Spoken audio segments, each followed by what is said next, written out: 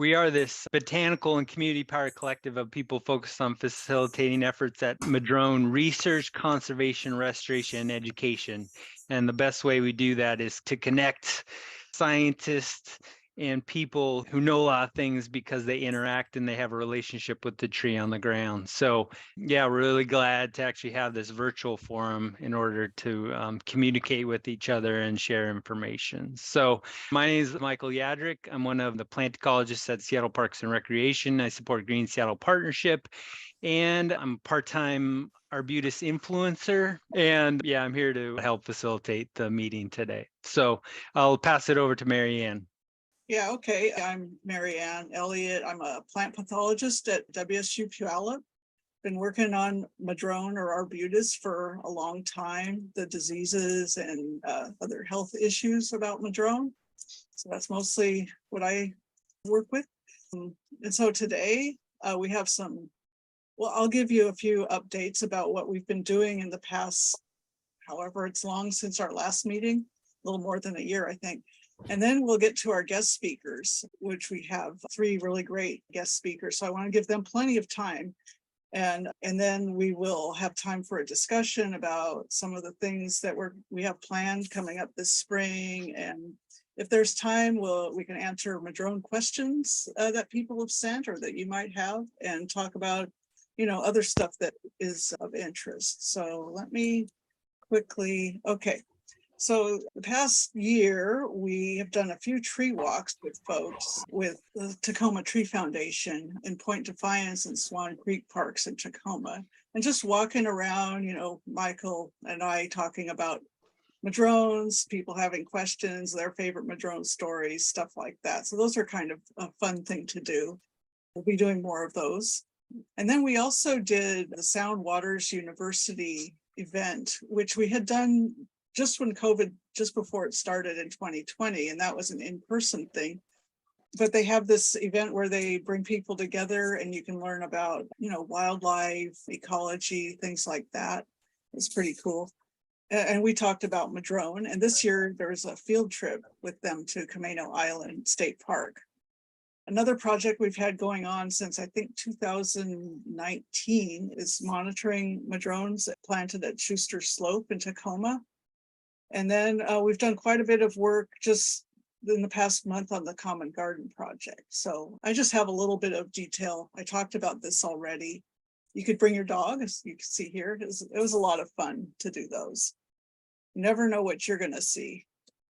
And then this is a little bit more information about the Sound Waters event. I've put up some of the other classes, sea cucumbers. So these were all on Zoom. And then the in-person part was the field trip, and there were several that you could choose from for that. So if you want to know more about it, you can visit their website and see what kind of things they talked about this year, and they'll probably be doing that again next year. That's up in Island County. Oh, okay, there we are. And here's a photo of this year's monitoring at Schuster Slope. We'd given them some seedlings that were left over from a Common Garden project. So they were really small, maybe a foot tall. So they planted these out in a restoration site, and they've been measuring and monitoring them every year using the same assessment guides that we use for the Common Garden project. So they're collecting data on how well these trees are doing at this site, which is pretty cool. Okay. There we are. And then the Common Garden project, for those of you that don't know about it, this is a research project we're doing in conjunction with the Forest Service, with the Ministry of Forest and Rangeland and others. Big project that we started. Priya is going to talk more about that in detail, and Anthony as well. It's kind of what we like to call an open source research project. So, if a person has an interest in some aspect of Pacific Madrone that we could address with this project, they're welcome to, collect data on it. And this is just showing a map. The triangles are where the common gardens are planted, and the red dots are where the seed from the parent trees that are planted in the garden were located. And it varies a little bit. Each site's a little bit different, but anyways, I've listed a few of the things that we were measuring, as well as some of our goals with this project. And, there could be more. And then also I want to point out our furthest south site in California in the Santa Cruz Mountains. We had to abandon that because number one, there was more than 75% mortality from drought. And then a few years later, a fire came through there and took care of the rest of it. So our furthest south side is actually in Oregon, kind of near Grants Pass. Okay. So just a quick summary of this year's measurement. We had a lot of folks helping us out. This is just a few of the people that helped us. These are at the two Puyallup sites. The Valley site is planted on really nice, perfect farmland, and the trees got very tall there. And then close by there on the Puyallup Hill, it has a very different type of soil, very heavy clay soil. And the trees are closer together. You can see Anthony and Angela in there measuring diameter. That was kind of an awful site to work on, but we got the data.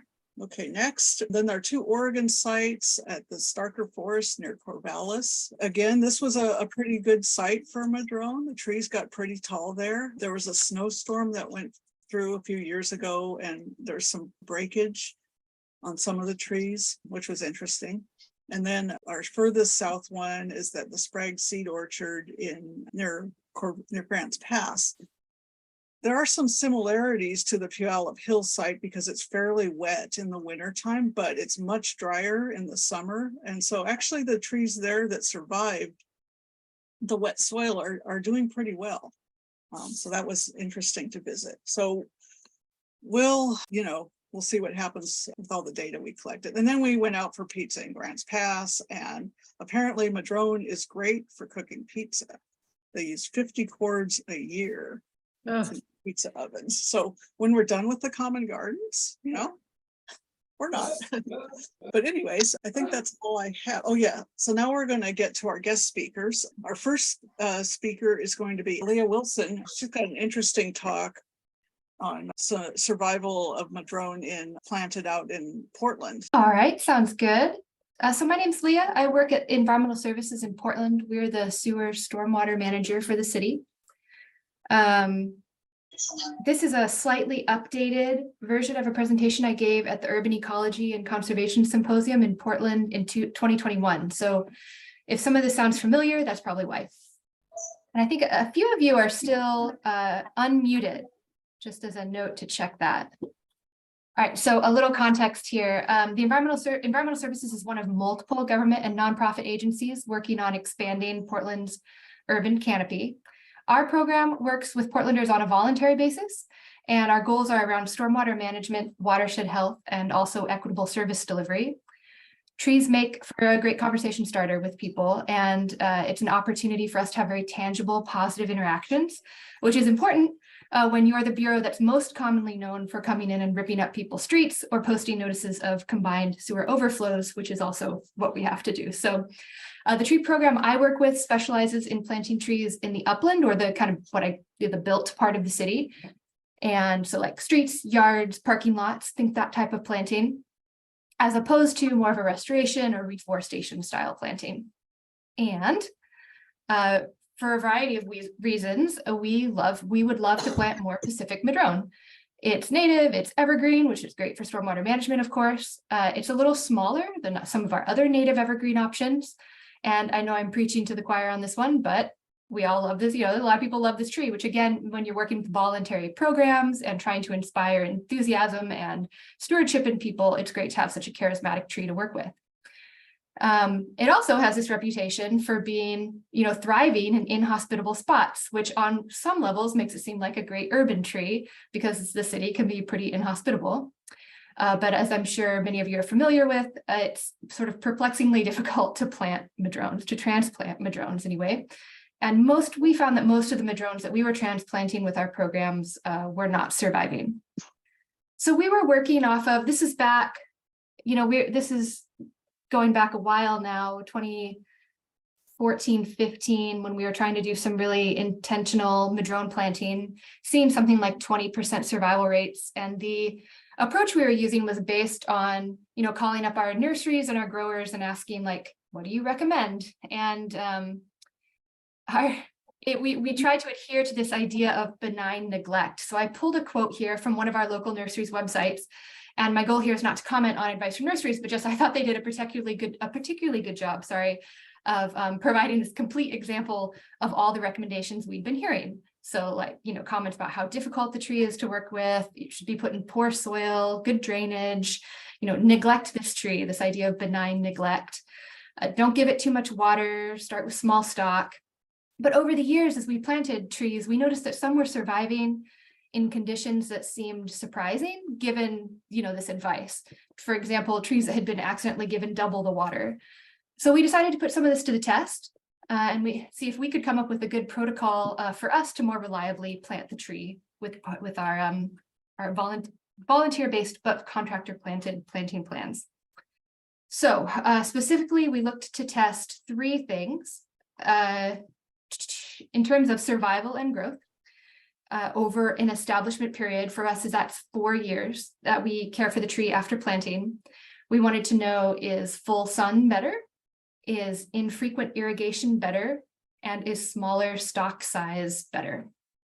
Baltimore Woods is our study site. And so we had, first off, we had to choose a site that was a little different than the homes and streets we're normally planting in, because we wanted to plant a lot of trees. We had some buy-in from the managers at Baltimore Woods, which is a restored natural area in North Portland.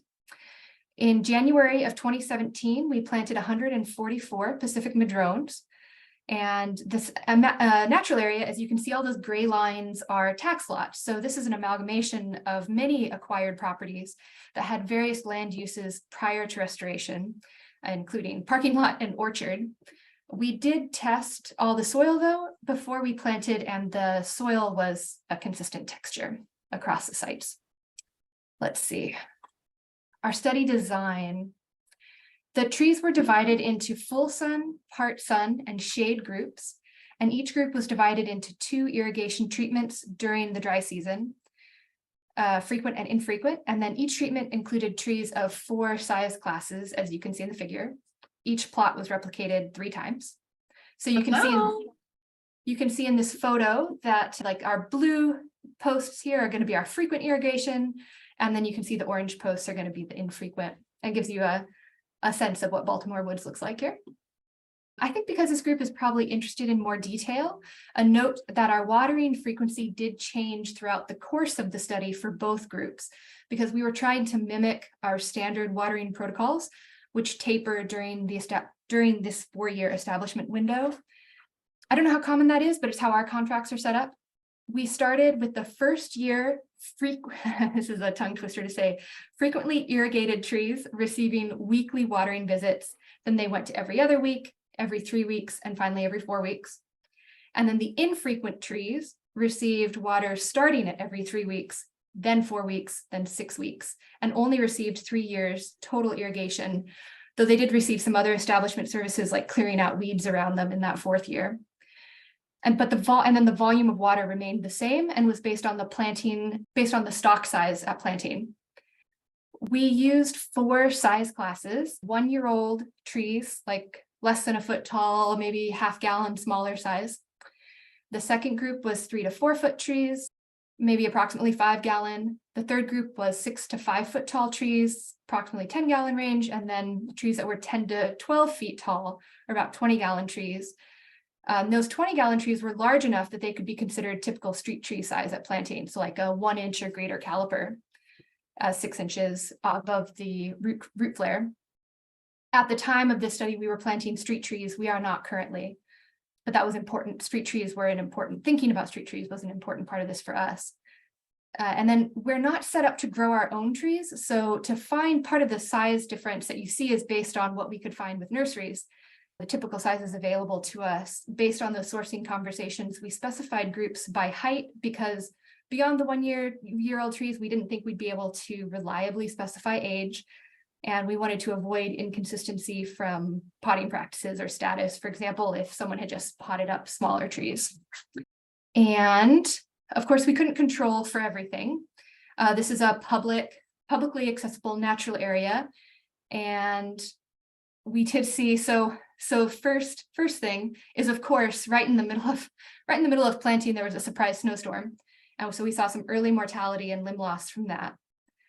We couldn't be perfectly consistent. As I mentioned, there were, this is a collection of tax lots across a broad area, but we did test the soil. The slopes were slightly different in some situations.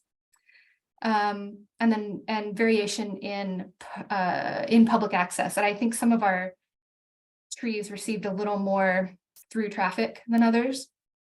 And then of course these, we were trying to test size class, but because we had to source from 3 different nurseries, there's perhaps some inherent genetic or horticultural differences at play. The smallest trees came from the Willamette Valley, and the 2 largest size classes actually came from just over the Canadian border. That's how far we had to go to find trees that big. All right, so with all that in mind, here's what we found. By the end of the 2020 growing season, about 65% of our trees were in good or fair condition. Condition is a subjective rating, but I took all of the ratings, so it should be consistent between the trees. Good and fair are trees that appear to be trending towards, life and vitality. Dead's pretty obvious, but poor is obviously a little subjective, but a tree that looks to me like it's not going to make it. A note that this survival rate is much higher than what we saw outplanting in a more urban environment, which was only about 20% survival. Looking at just the 2020 data, we found that full sun did indeed do better. About 75% of our full sun trees were in good or fair condition at the end of the study, compared to just 55% of the part sun and shade trees. And you can see among that part sun and shade trees are mostly fair as opposed to good. And then we also found, what are we on here? Class size nursery. We also found a big difference at size at planting, but we didn't find that small was better.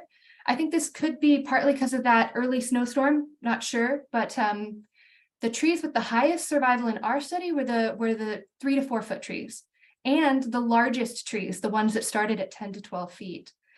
A comment here that remember that the 5 to 6 foot trees and the 10 to 12 foot trees came from the same source.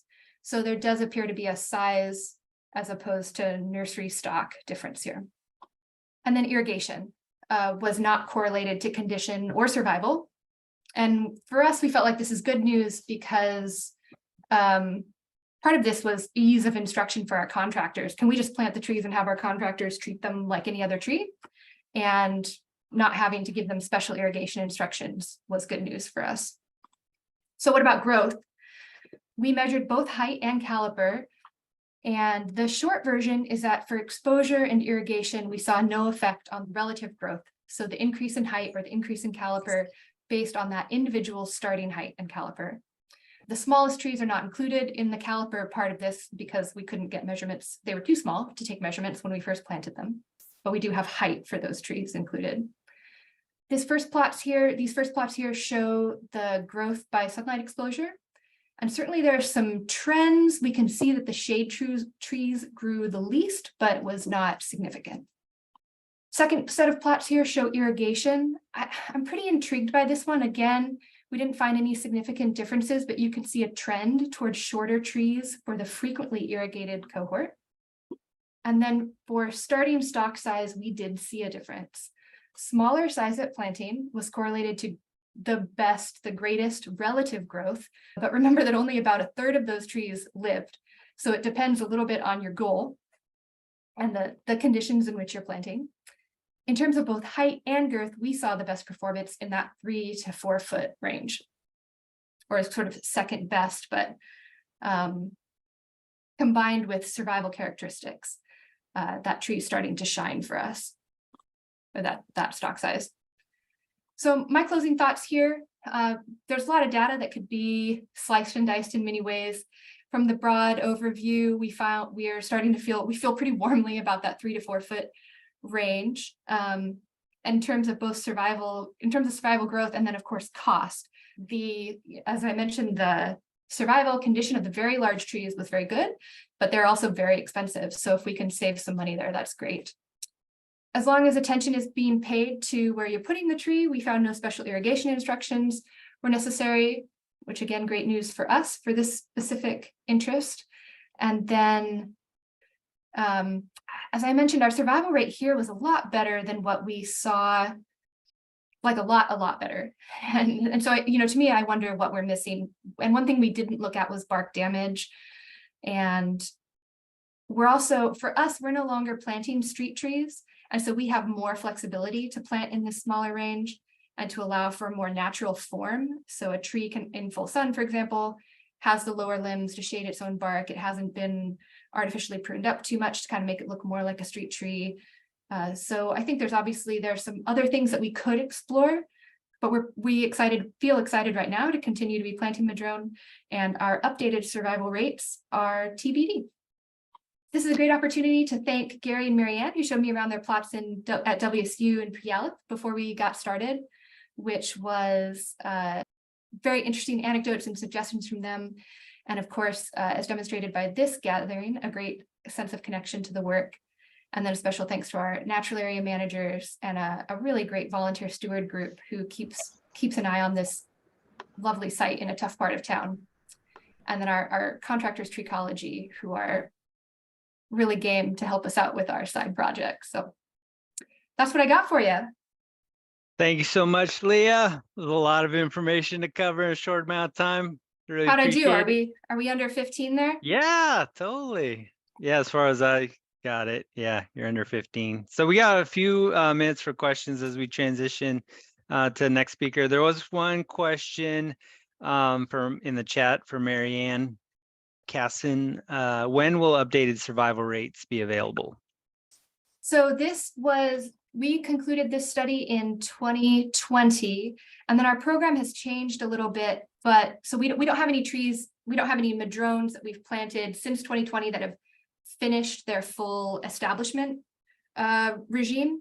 So 2020, 2021, 22, 23, 24, we'll be able to comment again on how we're doing. Okay, TBD. All right, TBD, maybe yeah. maybe we talked about maybe having like a little blog post, or maybe we'll keep people updated through the newsletter somehow if you want to just share those results with us at some point in time. So that'd be sweet. Yeah, because I think we have a lot of other folks on the call have ambitions to be planting bigger trees. Or there's another question from Brandon Drucker. Was Portland Environmental Services formerly planting madrone as street trees? Or yeah, go ahead. Yeah, we had planted. We hadn't been offering them broadly because of how difficult, because of our fear around the high loss. For us, in the context we're planting trees surviving, we have an expectation for a high survival rate, and based for practical reasons and city code reasons and rules around replacing trees and such.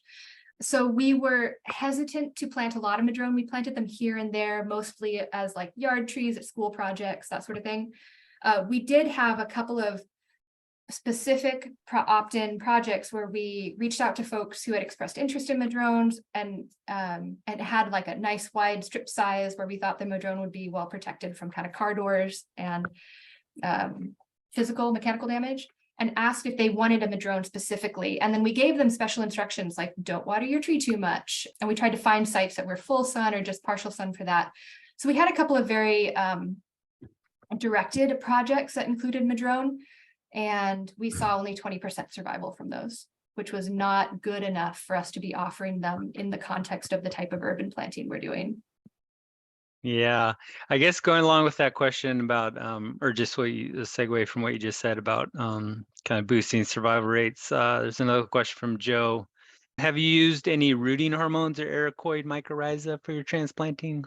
We did not try that for this. I think I forgot to mention actually Baltimore Woods. So there's another angle. Baltimore Woods is in an area that would have had madrone historically, and there was a madrone on site, a mature madrone between some of the plots, so we knew madrone could live there, which also tells us something about the soil. Like there's probably its preferred symbiotic partners in the soil. So we have not tried that with the madrone trees. I have a separate project going where we're using inoculation on street trees more broadly. We haven't tried it for madrone. Okay, super. Yeah, I think you can feel free, like in the chat, as questions keep popping up, if you just want to, if you're able to, if you feel good about it, if you just want to answer people Sounds good. Yeah, let me directly, see if yeah, I that's can. possible. Am I still sharing or do I need to You stop are still sharing? sharing. Yeah, let's go Okay. on, let's transition right now. Appreciate, yeah. There's reactions down below in your toolbar. People want to give some love to the speakers. Really appreciate it, Leah. Great. Thanks so much. You got it. Okay, next, Anthony, are you ready? Yeah. Sounds good. So yeah, my name is Anthony Johnson, and today I'm gonna hopefully talk to you guys a little bit about long-term seed storage of Pacific Madrone. And Marianne, you can go ahead and advance it there. So who am I? So currently I'm a natural resource student at Green River College down in Auburn, Washington.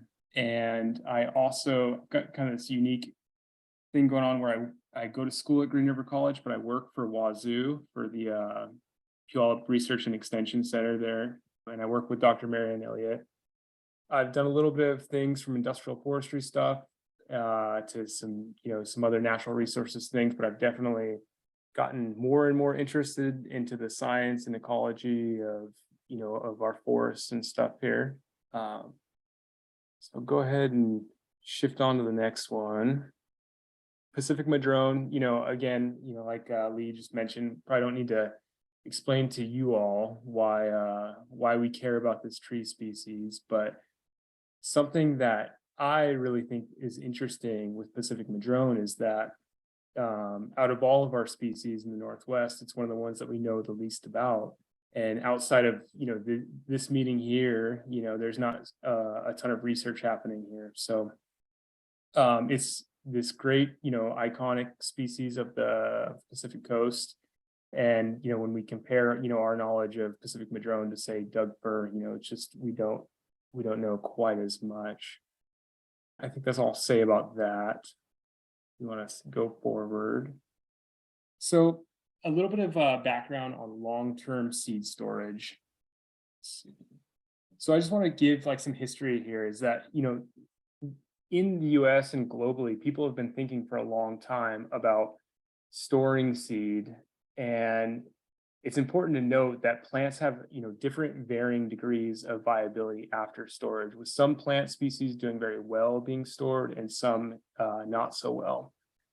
And it's also important to remember that storage conditions can change how long we can store seeds. So things like humidity and temperature, all those things have an effect on how well something will germinate after being stored.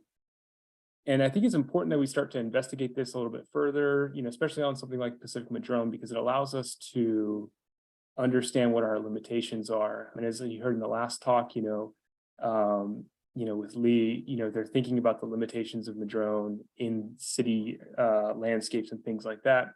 And so it's just good to, to explore them, to see, what is our potential. And as we, investigate, our capabilities, we'll just know a little bit more. So this is a photo right here of some seed that was used in the Common Garden trial here. And Marianne, you can go forward there. So, why do we care about Pacific Madrone and storing seed? And there's obviously multiple reasons, but three things that I kind of think about is seed availability. Again, thinking about personal use, this is the first thing that comes to mind for me. Is I know Marianne and lots of other folks, and Michael, I'm sure as well, gets into conversations all the time with people about, how can they get seed from a drone and how can they integrate it into their own landscapes and their own, on their properties and stuff. And then as cities are starting to think about this as a potential for a street tree and things like that, I think it's good that we don't leave Madrone out of this conversation as we're starting to think about those things. The other thing I want to talk about is, we are currently in the beginning of, the United Nations Decade of Restoration Ecology. And so this is obviously a big global effort and national effort to restore native landscapes and things like that. And, Washington's doing a pretty good job of investing a lot of financial resources and trying to restore places back to a more historical condition. And if we don't have an idea of, the limitations and how long we can store madrone and how we can germinate it and all that stuff, madrone's gonna kind of miss out on that endeavor. And for me personally, I know that as people are starting to think about restoration, I think, I would personally like to see more madrone integrated into those sites and stuff. And I think it's a great opportunity there. And then lastly, I'll just talk a little bit about assisted migration. And this is, if you're not familiar with it, it's this idea that, a lot of really smart people are working on is, as the climate's warming and things are changing and trees obviously cannot move themselves, people have to assist there. And again, if we are not starting to work with the species and understand our limitations, again, madrone has the possibility to be left out of that conversation or out of those conversations. And Marianne, you can go forward for me. So the question we kind of wanted to answer at Wazoo was, is Pacific Madrone viable during long-term seed storage? And sorry, close the chat here. So, and I just want to point out that in industry thus far has driven a lot of our knowledge about seed storage. And so this is the timber industry, this is the agriculture industry, and this is great because it has brought a lot of attention to what we can do with the seed that we have. It's improved germination efforts. In the last half century, especially in forestry, we've learned a lot about how we can grow trees better and things like that. And the only issue with having this super industry focused approach is that again, this running theme that some other plant species are going to get left out if they don't have this big economic benefit. And so this is just what I'm trying to draw attention to, is if people aren't starting to investigate these things a little bit further, then species like madrone will get left out of that mix. So go ahead and go forward, Marianne. And again, as I mentioned, we wanted to study this question of, is Pacific Madrone viable after long-term storage? So we ended up setting up a study here where we tested this, and we use seed, as you guys heard about the Common Garden trial, and most of you guys are somewhat familiar with that. But just a little bit more background information here. A lot of the seed or the fruit was collected from 2007 to 2010 by folks from Wazoo and the Forest Service and things like that. And when this fruit was initially collected, they wanted to, get this wide distribution, wide genetic distribution, and lots of different, I've got this map here with the EPA, like microclimates essentially. And so trying to capture fruit from a variety of habitats and things like that. So essentially once the seed was collected, it was blended, it was dried and stored. Most of that seed that was initially collected was used for the Common Garden trial, and you guys will get some more information here from Priya on that in a minute. But some of that seed remained in storage until we started this trial back in, the last spring, essentially. And Marianne, go ahead and go forward. So the first step in the trial was to stratify the seed. And so it's important to remember that we're testing 74 distinct family groups, and we did, each family group had 3 repetitions of about 100 seeds. So it's about 300 seeds per family group. And so the way that we stratified is we followed a kind of a proven method that's already been described prior. And so where we soak the seed overnight, and we spread it onto a paper towel, a damp paper towel, and put it back in cold storage for 40 days. And 40 days was found to be one of the more successful time periods. Once we pulled that back out of cold storage, we did a quick bleach solution just to kind of try to control as much mold as possible. And then we spread it onto these Petri dishes that you can see in the bottom of the screen there. We tried to do about 100 seeds per Petri dish. Some of these had a little bit higher, some had a little bit lower. And then after they were spread out like that, they'd go into the incubator and they'd be on a day and night cycle.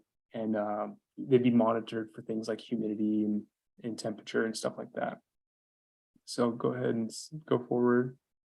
So this is where it got real fun, and we started counting germination, and super grateful to the staff at Wazoo to kind of assist with this, because it's kind of a lengthy process. We're sitting here counting, 100 seeds per petri dish. And anyways, what we would do is we would select out any seeds that got moldy, trying to limit the spread of mold, and so that wasn't influencing our numbers too much. And we would count seeds as being germinated if they had a sprout that was about 0.5 centimeters or so. And you can see in the petri dish there, you can see some of them that are starting to sprout there. Marianne, you can go ahead and go forward. So here's like a bit of a quick rundown. We tested about 23,000 seeds from these 74 family groups. And again, the seed was collected over Pacific Madrone's range. And a lot of the seed was over 12 years old. And what we found is we had a mean germination of about 67%. So not bad, but we wanted to know a little bit more. Let's go ahead and slide on to the next one there. So the question, that this raised is then, did any families do better? And was there a correlation for why some of these families did better? And you can, again, this image shows, us counting some germinated seed versus non-germinated. So you can go ahead and go forward, Marianne. So the thing I was really interested in is, was there a correlation between like elevation or latitude? And I was hoping to find this really apparent kind of threshold where it just jumped out on us. And, where maybe a seed above a certain elevation or a seed above a certain latitude did better than others. And it wasn't really the case. It was hard to key out what we found. And so we did some cool statistical analysis. So Marianne, if you go forward. So in R, we ran what's called a k-means cluster. So essentially it's like a machine learning kind of tool where it takes all these variables that you can see there on the left side. So percent germination, percent mold, all the variables. And we standardized them and then separated into these three groups. And so you can see there's kind of these three distinct groups where, it's taken the mean of those things. And so you've got your cluster 1 on the left-hand side, cluster 2 on the top center, and cluster 3. And so it's important to note, cluster 3 doesn't have a lot of representation. So, take this with a bit of a grain of salt, but you can see that they did kind of get nestled into their little clusters there. And so because we couldn't find anything specific about latitude or longitude, this was kind of the best way to move forward and try to learn something about, our findings. Go ahead and go forward, Marianne. So did some more statistics, the Kruskal-Wallis test, and we found that there was not a significant difference between groups 1 and groups 2 or between groups 2 and 3, but there was a significant difference between 1 and 3. And what's important to remember, though, is that this is not just looking at germination, the difference of germination, but all of those variables. So you can go ahead and go forward, Marianne. So when we started to look at germination between the different groups, cluster 1 had the best germination at 75.9%, and cluster 2, not too far behind at 61.2%, but cluster 3, did pretty poor. Just down there at 21.8%. And you can see how this kind of looks in a box plot as well. And so to me, we didn't test this necessarily for statistics, or for significance here for the mean germination yet. We'll get to that later on, but it's just some early kind of findings. And, when I'm looking at this right away, if I was to hedge my bets here, I would try to pick a seed source from that cluster 1 group if possible. And so to me, with somebody who has a kind of an interest in spatial ecology as well, we want to look at what this looks like on a map. And so Marianne, if you can go forward for me. And so this to me is the most interesting part of the study here, is that the dark circles are what the cluster 1. So you can see they have a preference of being in the northern part of the range and the western part of the range. The triangles are cluster 2 and the white circles are cluster 3.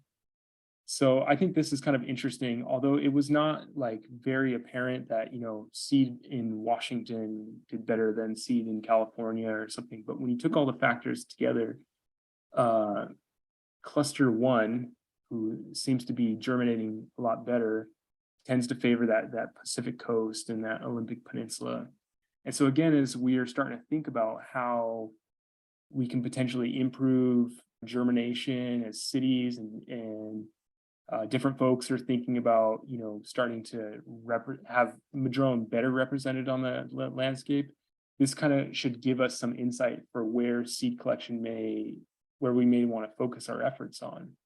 Now, this is not saying that we shouldn't also include seed from other places in, Central California and the Sierras and things like that, because we obviously want to maintain that genetic diversity, but it gives us some kind of a direction if we're trying to improve our success over the long term. And so the study is obviously not without its limitations and things like that, but I just wanted to point out that that this type of work matters. And I think as people invest in understanding seed storage and things like that, I think we can start to get Madrone better represented on the landscape. And with that, I'd be happy to answer any questions. And I see one just popped up in the comments here in the chat. So how was the seed stored? Were all of the seed lots stored the same way? Yeah, so all the seed was stored at the Wazoo facility under the same storage conditions. So, not that this study was, necessarily thought about when the common garden plantings were first, done, but we were able to kind of control from some of those variables of, it's not like we collected seed from different research facilities and things like that. So they were all stored together.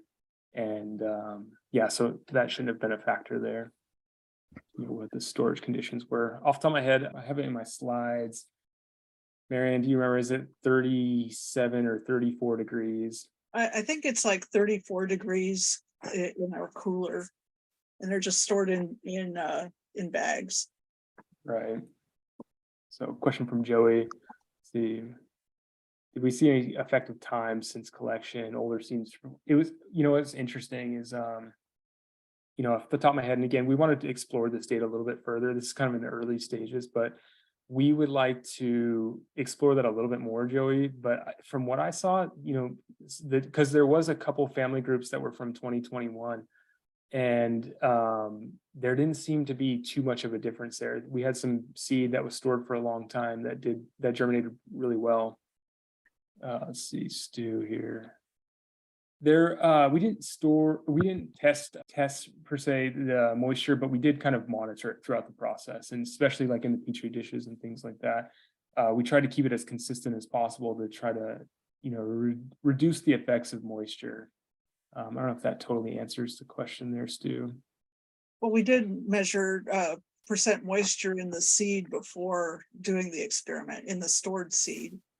Yeah, that's true. It seemed to, I don't remember from the data, but it didn't seem like there were any obvious trends about that. It looks like we got to move on to. Thanks, Anthony. Yeah, That's super cool. Like, you're one of a handful of people, I think, working on seed collection and germination for a Madrone in the whole entire world. So that's very it's a unique place to be. Really appreciate your efforts. All right, so keep on. Feel free to keep the chat going, but we're going to move on now, and Priya Puri is going to give us some insight now on her work up in British Columbia. Yeah, thanks for the intro. So I'll preface and say I'm not as far along as Lea and Anthony. I'm kind of in the middle of things right now, so everything I'm going to share is like very preliminary, but I'm glad to be able to share regardless. So get my screen going here. So I'm Priya Puri. I use she, her pronouns. I'm from UBC Forestry in Dr. Richard Hamlin's Pathology lab in the Department of Forest and Conservation Sciences. And I'm going to talk to you today about the health and performance phenotypes that I've been looking at of Arbutus and Provenance trials. So this is probably just me being Canadian. Above the border, we refer to Madrone as Arbutus, and Common Gardens, and we also call Provenance trials too. So there's just some little differentiations there, but general big picture is the same thing.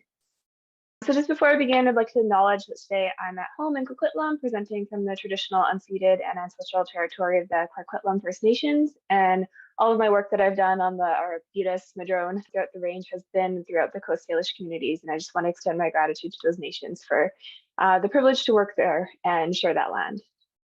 So a little bit about me. I'm in my second year of my master's at UBC Forestry. I started in September 2021. So I'm looking to have things wrapped up by this time next year. So catch me this time next year, I'll have more results for you. So I did my degree in forest sciences at UBC as well from 2015 to 2020. And my undergrad thesis work was also on Arbutus. So it's nice to have some continuity between the two degrees and looking at this tree in a different way now. And my general areas of research have been genomics, pathology, and ecology, and kind of just looking for the intersections in those disciplines and how I can bring that into the work that I'm doing now. And so previously with Arbutus, I had worked on Sydney Island. It's a small Gulf island just south of Victoria, if anyone's familiar there. And I got to do a survey of that island and look at some different landscape dynamics of Arbutus there. But today I'm just going to be focusing on my master's work. And I am on social media sparsely. I have accounts. I'm not very good at using them, but that's another way to contact me as well. And so today I'm just going to be talking about Arbutus importance and decline pretty briefly, because I think a lot has been covered already, and it's nice with this group. I can just kind of dive into the meat of my project. I'm just going to share a little bit about my project background, and then a little bit of just how I measured things last summer in the Provenance trials. And then just kind of a taste test of where I'm at with my results and things that I've observed, and then what I'm going to be doing next. And so I have these 4 thought questions here, just to kind of for folks to keep in mind as we're moving through this presentation. So just thinking about why Arbutus is important, why it's in decline, what sort of knowledge gaps are we trying to address with this work, and then ultimately what are the conservation, management, and restoration implications. Okay.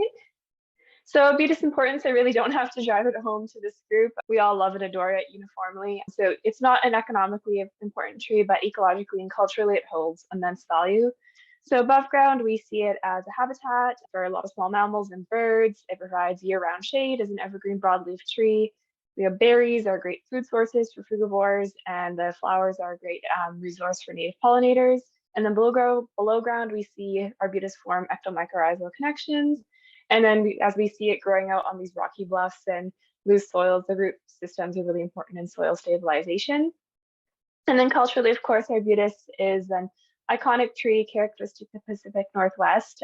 This photo here, Arbutus coffee bar, for anyone who has taken BC ferries, you might have gotten a tea or coffee from Arbutus coffee bar. And importantly, Arbutus is very integral to Coast Salish culture, and a lot of traditional land stewardship practices, which included fire, really manage these native ecosystems that Arbutus grows in this part of BC. So culturally, it's important in that aspect too, and the multiple uses it had in Coast Salish culture. And so thinking about Arbutus decline and sort of major things that we see range-wide for symptoms of decline, again, I'm going to assume many of us folks here have seen these things or have heard about this, but cankers are these sunken parts of woody tissue, very necrotic, and they have these bumpy margins. Blight often starts as these leaf spots and extends to discolored foliage. And then dieback is this blackening of branches all the way to the stem and loss of foliage. And so coming from a pathology background, I like to think about Arbutus decline in context of the disease triangle. So to have disease and a host, you have to have a host that's susceptible, so under stress. So things that might cause stress for Arbutus are age, lack of recruitment in the landscape, so a lot of really old trees and not a lot of young trees recruiting to replace them. Just general climate stress, particularly extended drought periods. Flowering can sometimes be attributed to stress because it's a very energetically expensive for a tree to flower, and they often do it as a result of stress. So that's what makes Arbutus susceptible. And then of course we have all these pathogens, which Marianne has done a lot of work on in the last couple of decades. So very grateful to have those resources to look back on but about 20 different pathogens have been identified. All different types of tissues of Arbutus are affected, but there hasn't really been a single causal agent. I said, like, it's this one thing causing this decline. There's a lot going on with this tree. And then, of course, a conducive environment. So what, again, on a broader scale, further exacerbates this host is climate change, urban encroachment. So people carving their name into bark in parks and creating an entry point for pathogens, encroachment by large conifers that shade out to this shade intolerant tree. And then I mentioned before, fire suppression, which really changes the landscape dynamics for Arbutus in its natural systems. And so thinking about all of that and how that gets me to where I am now, there's a lot going on with Arbutus, and we're just trying to parse out what the causal agents are associated with decreased performance and health of Arbutus. And so we have these Common Garden Providence trial sites that are a really great place to look at this. And so I had two objectives with this project. I first wanted to phenotype the tree. So phenotyping means looking at observable or measurable traits of a tree. So things like height and width, and then those would be related to performance. And then health would be looking at different symptoms that we see. So like the severity and prevalence of cankers and branch dieback and blight. So that's how I'm addressing that with my first objective. And then the next part of that was to also look at the microbiome, so the community of microorganisms that are associated with these different health and performance phenotypes, and see how they transition to a pathobiome, so a microbiome that's interacting with a different pathogen, and then how that is matched with the different phenotypes from the first objective. So it's a lot in one, but ultimately it does kind of come together. And again, it's really great to have these sites to work in. And so where I'm at right now is really just looking at this first objective, which has proven to be a lot larger and a lot more data than I was expecting, but it's all really good to be working with. And so we saw this map. The two sites that I was working in were the Texada Island and Lake Cowichan sites. So these two sites, in British Columbia, we have biogeoclimatic zones, which I'm going to guess are probably different from what folks are familiar with down in Washington and Oregon. But regardless, it's different climate zones. And so our Texada Island site is in the coastal Douglas fir climatic zone, and then the Lake Cowichan site is in our coastal western hemlock climatic zone. So I'm not going to spend too much time on this slide just because we've kind of already gone through this, but the details are that the two provenance trials that I'm working in had a bunch of different seed sources from throughout the range of Arbutus in them. So I was able to look at those different effects and different phenotypes of the trees in these common sites. And so I'm not going to spend too much time on this either because I realize it's a lot, but I mentioned performance and health a lot. So this is a list of different things that I looked at on the trees. So for example, performance, we were looking at height, the number of stems, the width, the crown spread, is the tree flushing or not, is it flowering or not? And then our condition score was kind of similar actually to what Lea was talking about, but how the tree was doing. So a 1 would be doing really well, and then a 4 would be this tree's completely dead and it's not going to survive. And then 2 and 3 were the gradient in between those scores. And then kind of based on Marianne's iNaturalist and Tree Snap guide, we looked at the different foliar and stem symptoms and severity of those, as well as the presence of insects or wildlife, and then how much the tree as a whole was dying back. And then just a final spot check looking to see if the tree was healthy or unhealthy. So the little check marks on the side here are just kind of an example of how this tree might have been scored in the provenance trial. This tree would have been doing pretty well and pretty healthy overall.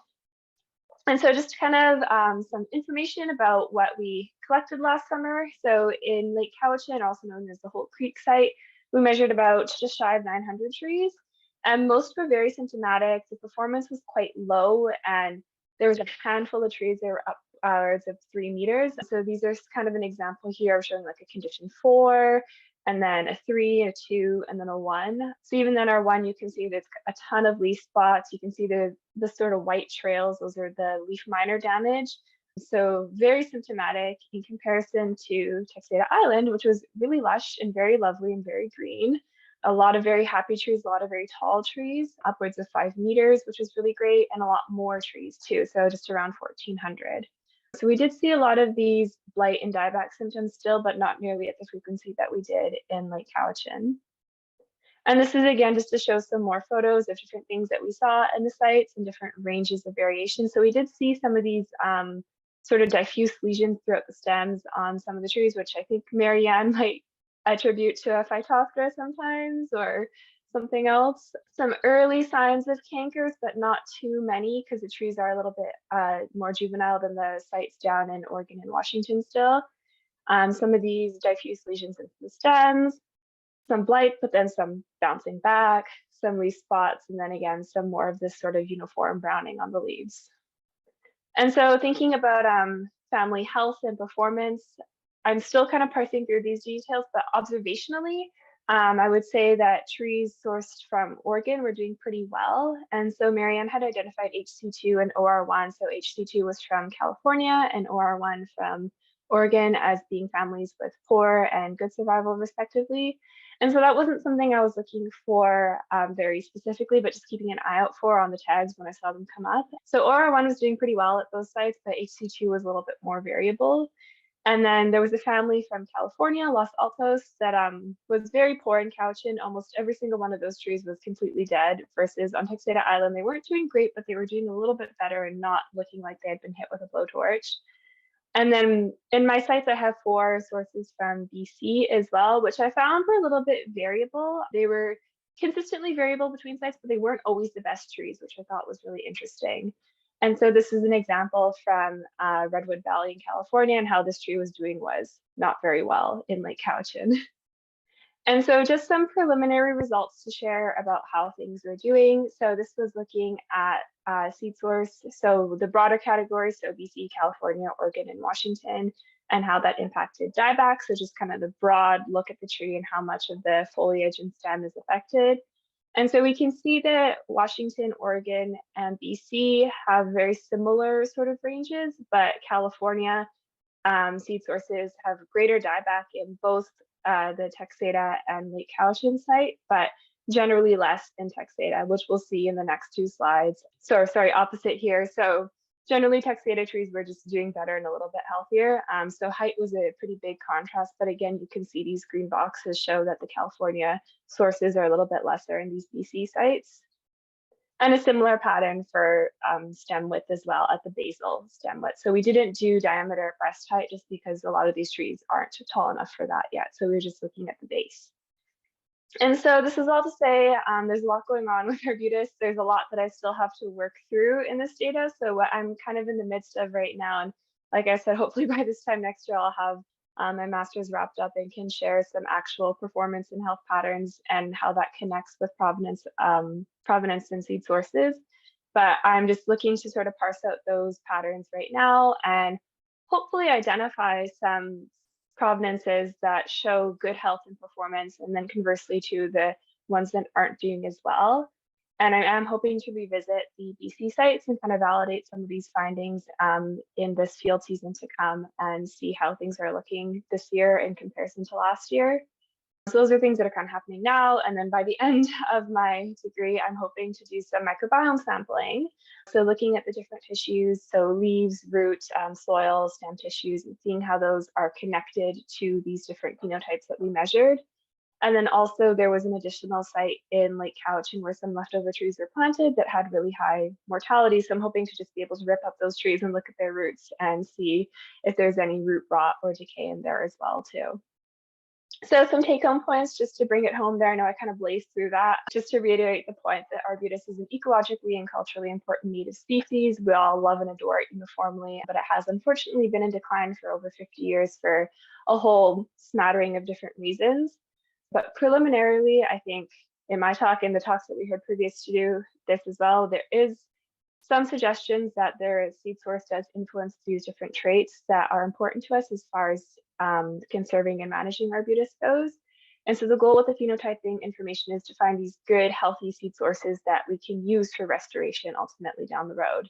And, potentially later on with the microbiome data as well, how can we augment the microbiome to create more resilient trees in the environment as well? So thank you, everyone. Thank you to Marianne and Michael for hosting this wonderful event and allowing us all to have the opportunity to share our work. And then, of course, just all the various supporters of my small little master's projects that has been integral to getting here. And I will take any questions. Thank you so much, Priya. Yeah, we want to support you Yeah, as much as as much as you need, honestly. Looks like you have a pretty good roster of folks on that list anyway. So yeah, this is really incredible stuff about the pathobiome and showing that borders don't matter, right? Different names. Yeah, you're on the northern end of the range. And yeah, I would tell you, we're kind of Puget Sound centric, and we're definitely looking to extend our partnerships north and south along the edge of our Western world here. I had one question. I do have this fascination with kind of cultural practices, like Coast Salish practices, and wondering if that has any, if you've seen that, or I know you, or if you know someone who might have seen sort of that impact or that effect on whether or not on the health of species of trees. I think so. This was something I kind of saw when I was working on Sydney Island, and this is like a broader like ecosystem issue in Garry Oak and Maritime Meadows, where you see just these centuries of ecosystem change and differences in land management practices really changes sort of the interface of these ecosystems. So you see a lot of conifer encroachment where like traditional burning would have created spaces in the canopy for arbutus to recruit. We see a lot of introduction of deer into these native systems, which they browse on the seedlings and prevent arbutus from recruiting. And they really, so like, deer would have been traditionally hunted, or people would have removed apex predators from these systems to settle in these traditional ecosystems. So there's a bunch of different sort of cascading effects and interacting factors that sort of all contribute to this broad scale change in the ecosystems. And so I lost my train of thought here. Short answer, yes. I would say like all of that has contributed to the degradation of the ecosystem at large, but then also the individual species in those systems. So arbutus as a pillar species in Garry Oak ecosystems has suffered the consequences of these changes over time. I have a question. Oh, yeah. Okay, thanks.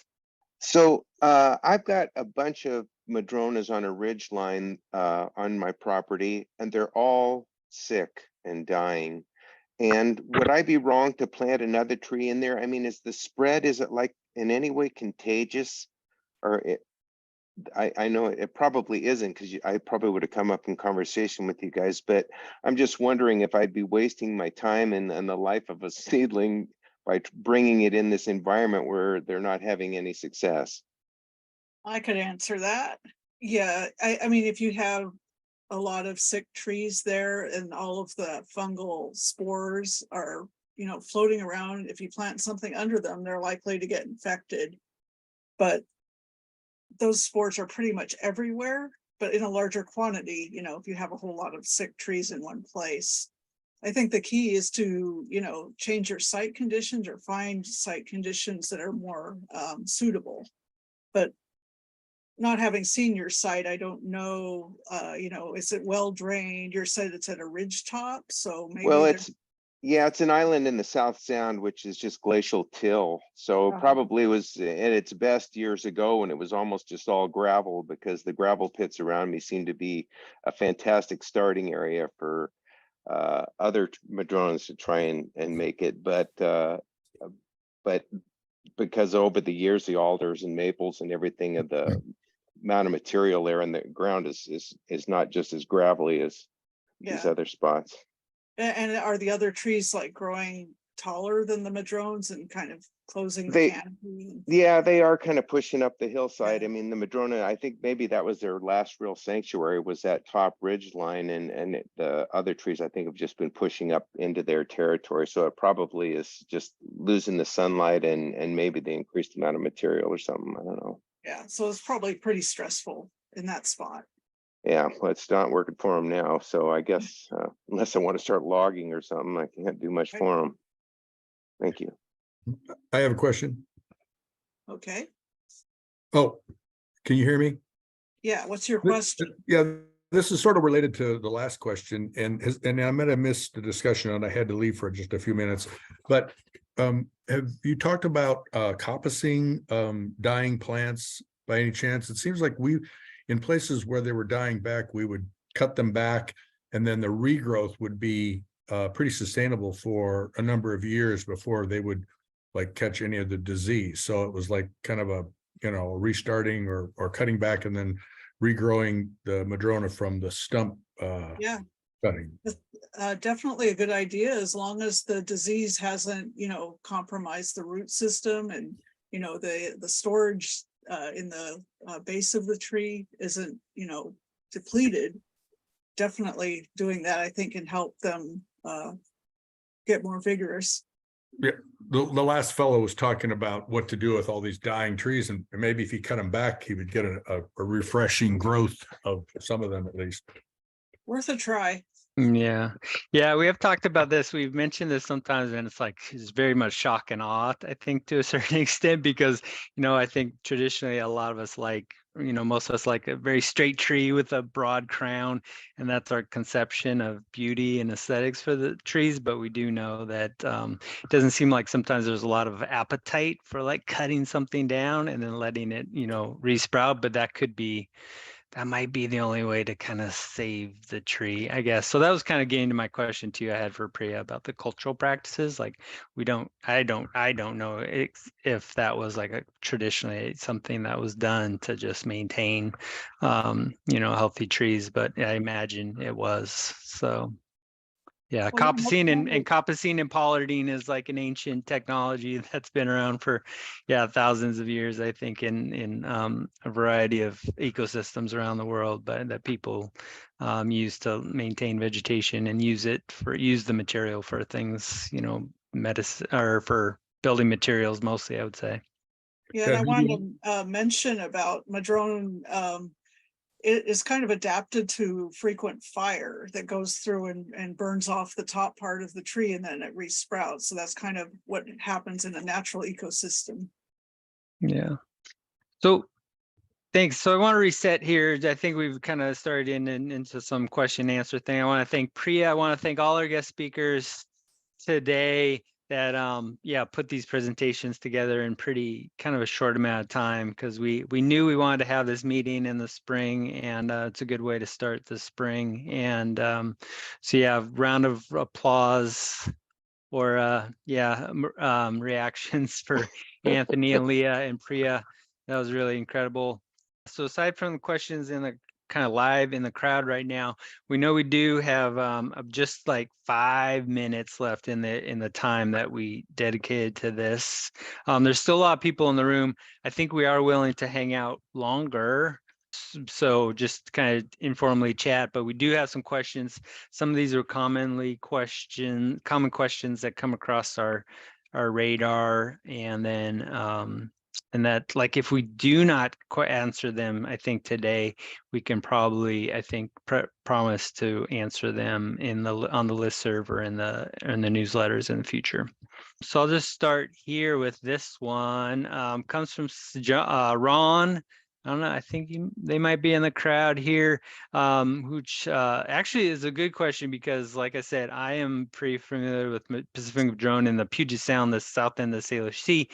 They are up in the Sierra Nevada foothills. And so there's a question about, what does Arbutus like to have around it as far as other trees, plants, soil microbes, soil conditions for maximum health and resilience? Marianne, is that my answer? That's a question. That's a question I usually answer. Marianne, do you want to go ahead? No, I don't have. You can answer it. You're the Okay. plant guy. Yeah. So I would say, this is a question I usually say to, like, we like to mimic nature, or like mimic what we see around healthy trees. So for me, like a common plant association, like I see them with some common plants like around their drip line. I would say around them, we often see like evergreen huckleberry or salal or ocean spray or orange honeysuckles. Like those are kind of common plants that are associated with Arbutus.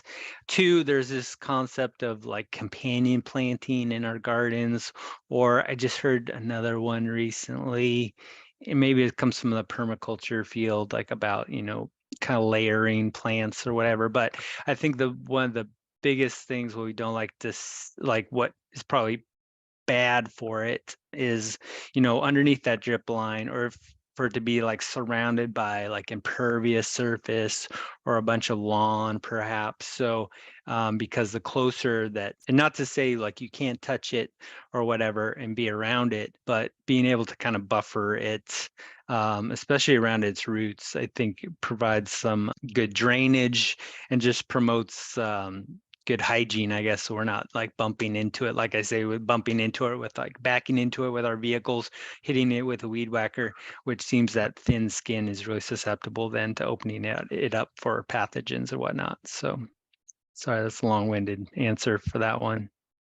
Yeah, and I would just say that on the web, there's a couple of, it's the Silvix manual and the fire effects system has a web page about each tree. They're pretty old, but they have information for different regions, you know, like in the Sierra Nevada or the coastal region or whatever, about what kind of plants grow with madrone. And then it might answer the question about fire too. Yeah. And I'll so send we those out later. okay. So we also have this other question about the stress, droughty and heaty stress and droop, I guess, which shows up as drooping leaves that may sounds like may recover. Is this unusual, and how can we explain it? Marianne?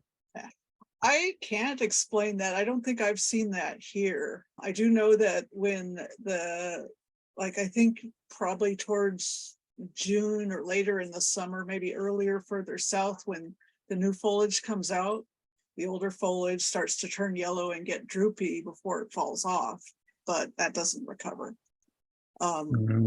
So I haven't seen that up here, but if it recovers, that's good, right? Yeah, exactly.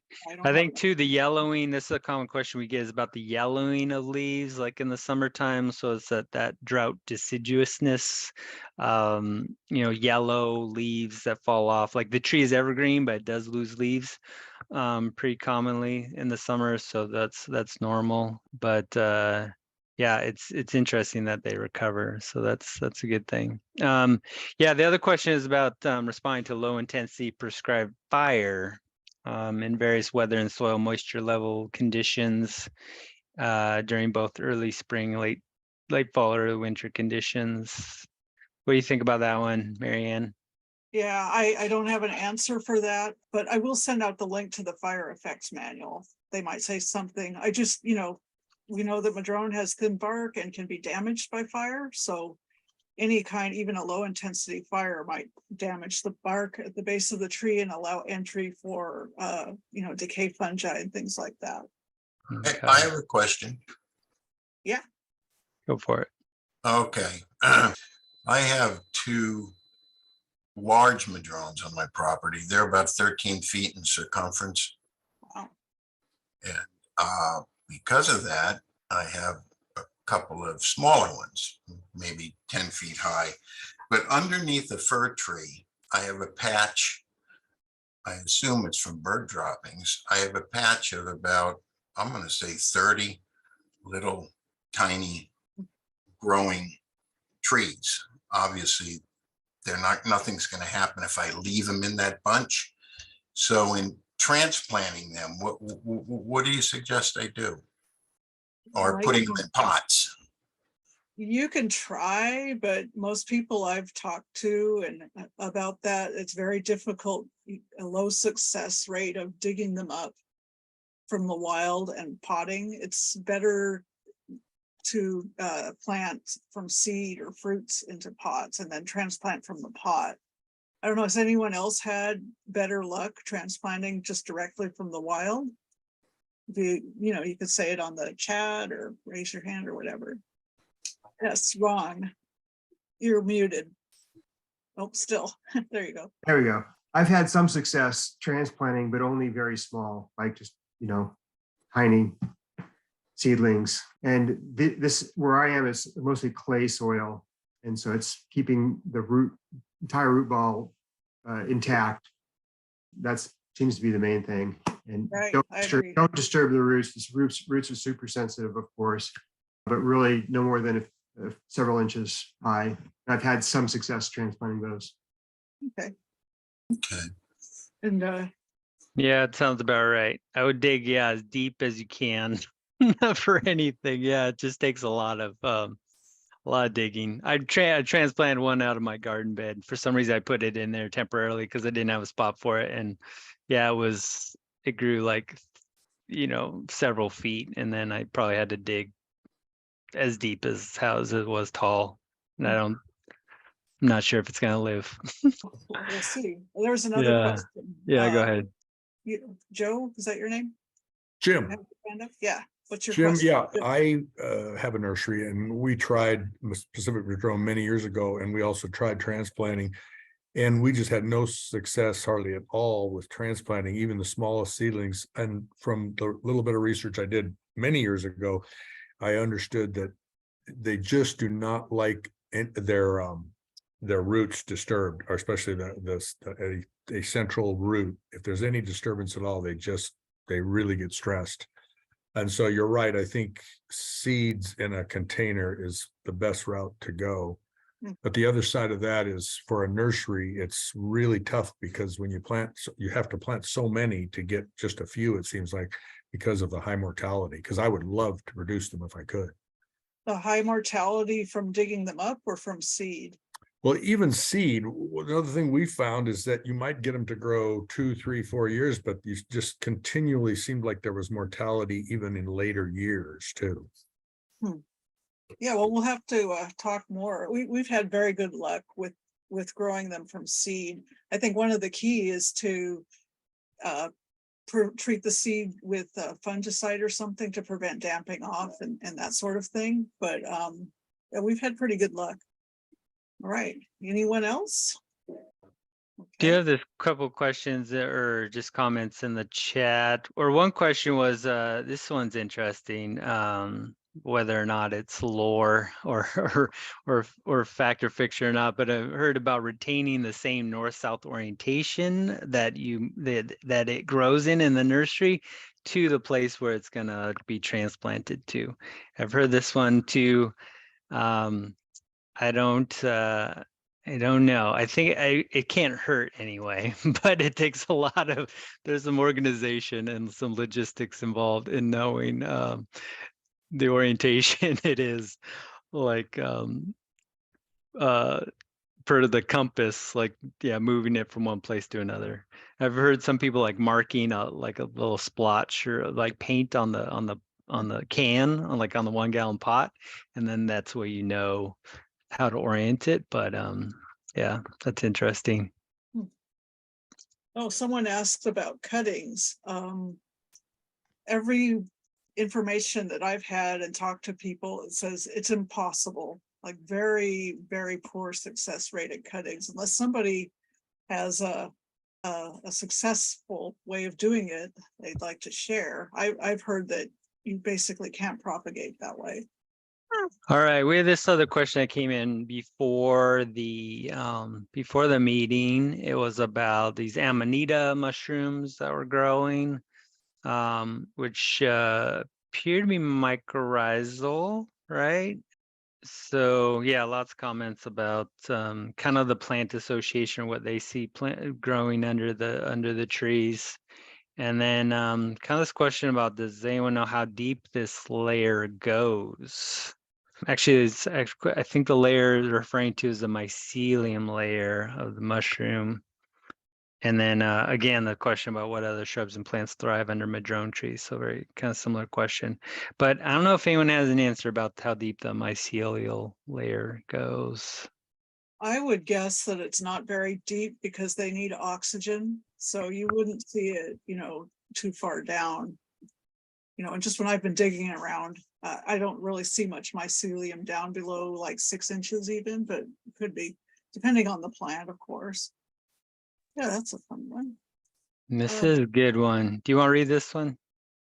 Oh, Or yeah. I think it's a lot of words. It's very, it also has some Latin in there for the So the passages. neofuscum is the canker that Priya showed a picture of, the sunken canker. We often find that fungus associated with that symptom. And then she found some other stuff and sent some microscope photos, which are really cool. So you can look at that on the iNaturalist. They want to know, you have a collection of common microscope images of pathogens known to infect Arbutus that I could compare, or a suggestion on a book or website. Yeah, I've been working on this. We don't have that. Priya's working on it. We just completed a meta barcoding or next generation sequencing project on the foliar fungi of Madrone. We got a whole lot of information about the fungal communities in newly emerging foliage and the older current year stuff at the 4 US common gardens. So kind of working through all that data, but there are a few species of fungi, and these are in the foliage that really stand out as possibly important pathogens. So the answer is no, we don't have that, a book or all in one place yet, which it would be nice to have something like that. May I ask a question? Yes. I recently transplanted 2 months ago 3 large madrones from 20 to 30 feet in height, and the trunk diameter is 5, 8, and 9 inches. And it was mentioned earlier about all the energy that goes into the flowering of trees, and 2 of the 3 trees are flowering. Someone recommended that I trim the flowers, prune the flowers, so that more energy could be dedicated towards establishing the root system. And I was wondering if anyone had any opinions on that. Yeah, I mean, that sounds like a good idea. So you said you successfully transplanted large madrones? Yes, I emailed you guys a couple months ago, and I'm sorry I Yeah. haven't followed up with any photos. I'll send them right after the email Well, that is would be done. great. Yeah. But yeah, well, they're 2 months successful thus far. They seem like they're doing quite well. They were the 3 trees were transplanted on 3 successive days, and they were using an 8-foot tree spade, professional tree mover, and they were out of the ground for less than 3 hours, and they were transplanted. I live in Carmel Valley in California. They came from about an hour away, and sort of we transplanted them in between some of the several rainstorms we've had, so that the root balls came out quite nicely. Yeah, that's really great. Yeah, we'd like to see pictures and any information you have about that. Sure. Yeah, and I had asked the question earlier about the rooting stimulator and the Evercord mycorrhiza, which Michael had recommended trying, and if anyone else had experience, because we used a rooting stimulator with indole 3-butyric acid at the time of transplantation, and I've done 1 treatment of Evercord mycorrhiza, and I was about to try another about a month later now.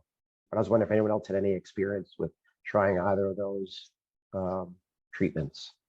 Yeah, I do remember this email. Yeah, and Carmel folks at Carmel go to extreme measures to preserve their trees. If anyone doesn't know, yeah, I'm so amazed. I'd love to see the photos, and we love to highlight it, I think, in the newsletter. I do have questions. It's good to meet you. Thanks for coming to the meeting. The Ericoid mycorrhiza that you used, was it like somewhat of a specialty concoction that you came up with, or did you purchase it? I purchased it. I Okay. think the company might have been BioSmart up in Sacramento, and then I found another. I thought I would try it from another manufacturer. I was able. It actually comes from the UK, I believe, and I was going to try that next, thinking maybe one of the 2 would work. And also, I was also wondering if I should. I know sometimes when people do tree transplantations, they use the rooting stimulator more than once monthly or so. If I should maybe think of doing another treatment of it. And I also have to figure out, I haven't had to really water the trees at all, because we've gotten probably 20 inches of rain in the 2 months that they've been here. And we put it in very, very extensive French drains under the trees. But I figure I probably may need to water them, or figure out what to do for the first summer. I've got to come up with some sort of watering schedule. Any suggestions anyone might have would be greatly appreciated. Yeah, I don't know if anyone has an answer. I know there's some big tree, like proper arborist people maybe in the room. I don't know if anyone has any.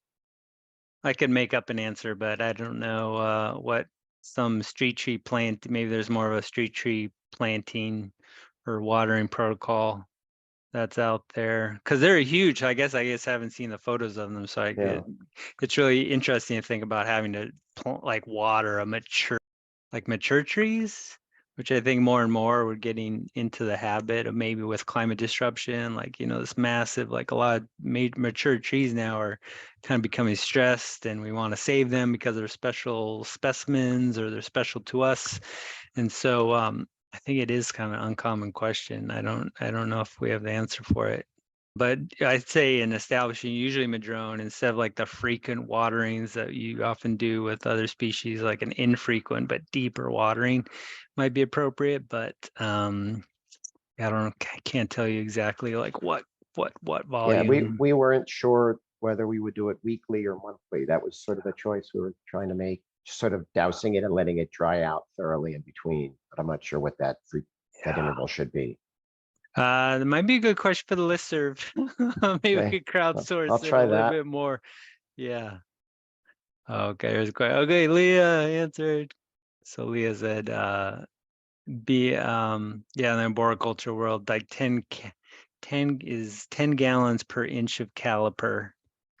And the frequency of that would be, Yeah, not madrone specific, but how frequent do you think, Leah? Yeah, that's a great question. What I'm familiar with is, I feel like I need to go back to the ANSI standards right now. Letting the soil, like we would do that weekly for a freshly planted tree. And then, like I said, we taper after a couple years, but checking to make sure at least the top few inches have dried out before you water again. That's how we'd handle street trees anyways, not madrone specific. okay, thank you. Okay. Well, maybe we'll call the second annual Arbutus ARME member meeting to a close, unless there's any objections. I want to thank our guests again, Lea Wilson from the city of Portland, from our Portland comrade, Anthony from Green River, and then Green River College, and then Priya, our neighbor to the north up in British Columbia. Really thank you all for sharing that information, your expertise today. I want to thank Marianne, again, for keeping this partnership afloat. And for all of you out there, I think you all really inspire us and come with really intriguing and novel questions that really are challenging and meaningful to answer. So I think we'll wrap this one up. We will we'll see. We haven't done much video editing, but we'll make this available somehow, probably on the website, maybe on YouTube, and we'll put that sharing information out there at some point in time in the newsletter and the listserv. Yeah, great. Thanks for coming. Okay, appreciate you all. Have a good day.